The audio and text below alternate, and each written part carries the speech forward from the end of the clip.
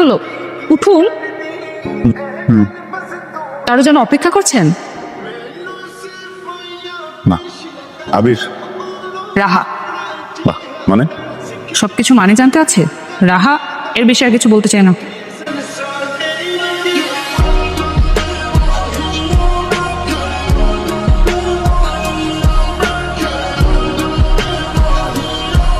আমার ফোনের ভিতর না একটা মেয়ের ছবি হঠাৎ করে দেখি যে একটা মেয়ের ছবি চলে আসছে, এটা ডিলিট করে দিচ্ছি, আবার চলে আসতেছে, আবার ডিলিট করে দিচ্ছি, আবার চলে আসতেছে। দেখো তোমাকে দেখি। মানে তুমি যদি রাগ না করো তাহলে দেখাই আর কি। আরে রাগ করবো কেন বল? তোর বিয়ে দিয়ে কথা, তোর পছন্দ। দেখো মানে কেমন না, মানে চোখ দুটা দেখছো, মানে কি সুন্দর, মানে ডালটা সুন্দর, ঠোঁট সুন্দর। সুন্দর। সুন্দর। নাম কি? নাম রাহা, জব করে। চাকরি করে? এমন ভাবে বলতেছো চাকরি করে? চাকরি এমন কি? আমি তো চাকরি করি। না, সুন্দর দেখতে, বেশ ভালো, কিন্তু আরো কিছু ইনফরমেশন লাগবে তো। কি চাচ্ছেন? কই যাবা, চলো নামাই দিই। কাজলামি করেন?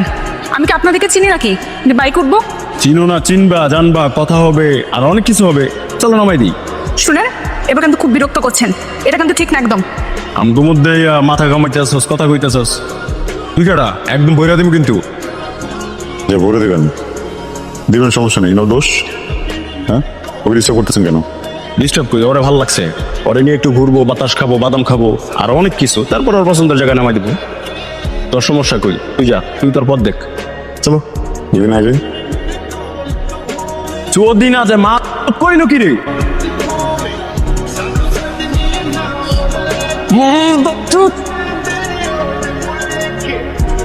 পানি।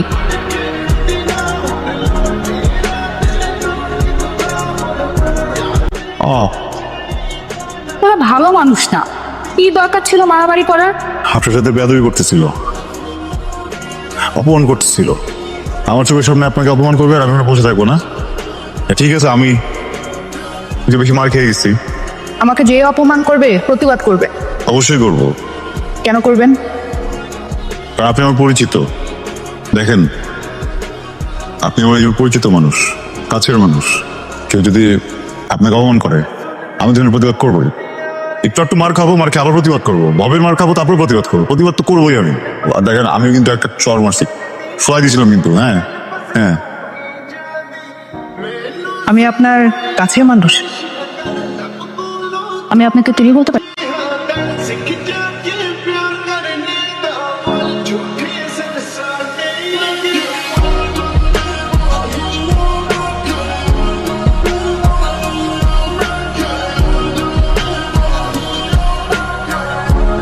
কি খবর আবির? স্যার ভালো, সব ঠিকঠাক। সব ঠিকঠাক? জি স্যার, ঠিকঠাক। আদনান সাহেব আমাকে আপনার ব্যাপারে বলেছে, ম্যানেজিং ট্যুরে অন্য কাউকে পাঠানো যায় কিনা। আমি এই বিষয়টা নিয়ে ভেবেছি। Thank you sir. আপনি যাচ্ছেন?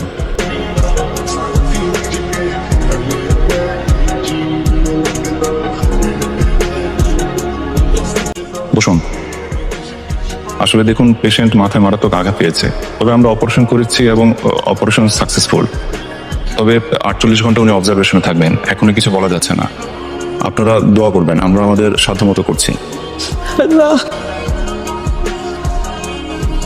দুঃখিত, কাঙ্ক্ষিত নম্বরটিতে এই মুহূর্তে সংযোগ দেওয়া সম্ভব হচ্ছে না।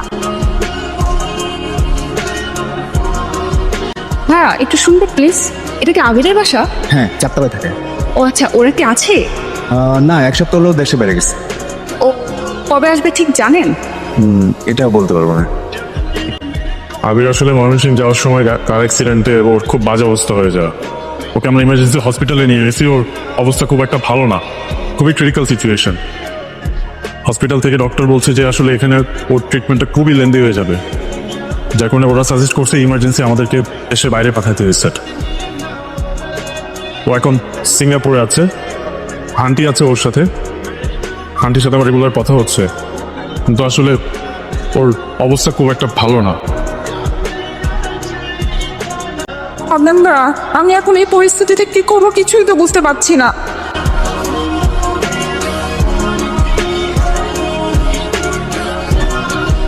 আবির, কে আমি রাহা। রাজু তো কি হয়েছে? আমার প্রাইভেসি আছে না? মানে আমি তো আমার তো ভাবতেছি আপনি রুমে কেন বসছেন? আপনি বেরোন এখান থেকে, তুমি এমন করছো কেন? বেরোন ঘর থেকে। আচ্ছা শুনুন, আপনি কাছে আসতেছেন কেন? আপনি রুম থেকে বেরোন।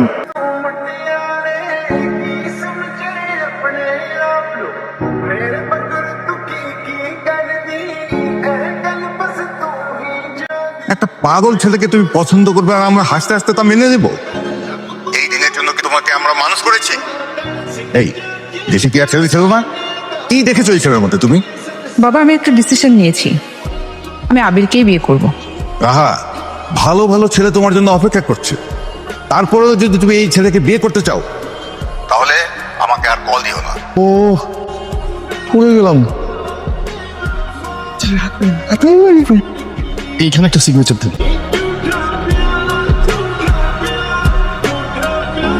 আপনি এসে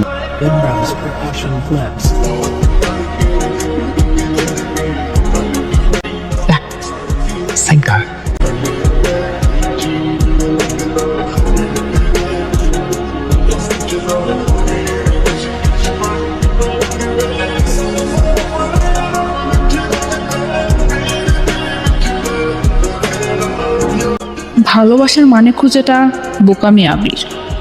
তবে কেউ যদি বিপদের সময় প্রিয় মানুষের পাশে থাকে, তাকে ছেড়ে না যায়, সেটাই হচ্ছে ভালোবাসা।